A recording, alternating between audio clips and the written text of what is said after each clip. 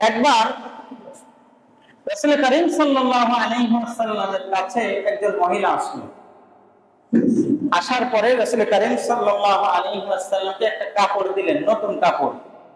তিনি বললেন যে ইয়া রাসূলুল্লাহ, আমি এই কাপড়টা নিজের হাতে তৈরি করেছি আপনার জন্য, এটা খুবই কারুকার্য করেছি, আপনি নেন, আমি আপনার জন্য তৈরি করেছি। রাসূল করিম সাল্লাল্লাহু আলাইহি ওয়াসাল্লামের কাপড় ওই সময় দরকারও ছিল। তিনি নিলেন, নেওয়ার পরে সেটা তিনি পরলেন। এরপরে তিনি বাইরে আসলেন। আসার পরে একজন সাহাবী রাদিয়াল্লাহু তাআলা দেখে বলছেন যে ইয়া রাসূলুল্লাহ, কাপড়টা আমার খুব পছন্দ হয়েছে, আমার খুব পছন্দ হয়েছে, ইয়া রাসূলুল্লাহ কাপড়টা আমাকে আপনি দিয়ে দেন। রাসূল করিম সাল্লাল্লাহু আলাইহি ওয়াসাল্লাম ঘরে গেলেন, যাওয়ার পরে কাপড়টা আবার ভাঁজ করলেন, নিয়ে আসার পরে বলতেছেন যে না, তোমাকে দিয়ে দিলাম।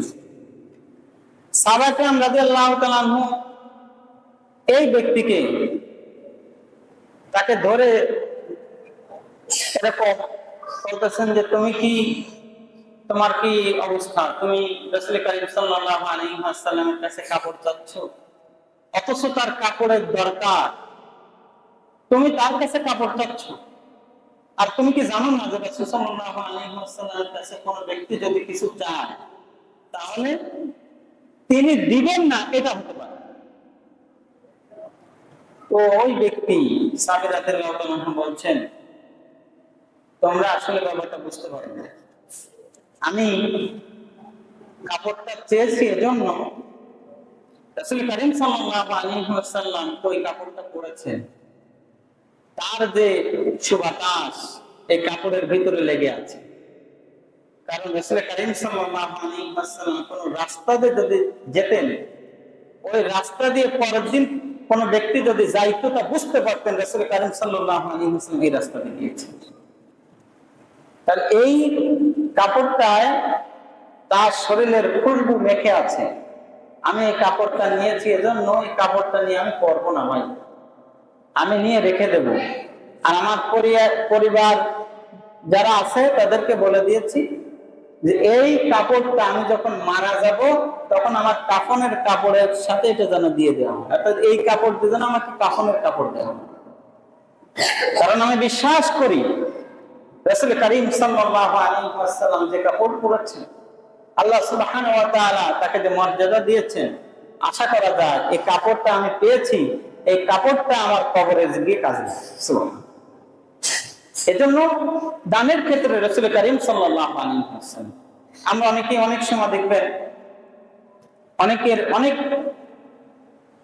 কথাই আমরা বলি যে আমার অভাব।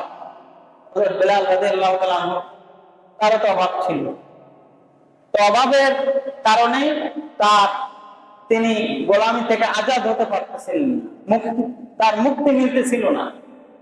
এমন তো অবস্থা আল্লাহ রাসূল বলেছেন আনফিক ব্যয় করো, বেলাল ব্যয় করো। কাকে বলতেছেন? যে পরের একজন কৃতদাস, যার অর্থের অভাবে যাকে নিদারুণ কষ্ট দেওয়া হচ্ছে, এই ব্যক্তিকে রাসূল করিম সাল্লাল্লাহু আলাইহি ওয়াসাল্লাম বলছেন যে আনফিক ব্যয় করো। এজন্য নফল সদকা দানের ক্ষেত্রে রাসূল করিম সাল্লাল্লাহু আলাইহি ওয়াসাল্লাম উত্তম আদর্শ। আমার হোক বেশি অথবা কম, সিররাও আলানিয়া, যে কোনো অবস্থায় আমি যে অবস্থায় থাকি না কেন আমাকে দান করতে হবে। যে কোনো অবস্থায়, আপনি সুখে থাকেন অথবা দুঃখে থাকেন, আপনি এটা বলতে পারবেন না যে আমার এখন অভাব আছে আমি এখন দিব না। আপনার অভাবের ভিতরে যা আছে, যা কিছু আছে, এর ভিতর থেকে উত্তম কিছু আল্লাহর জন্য দিবেন।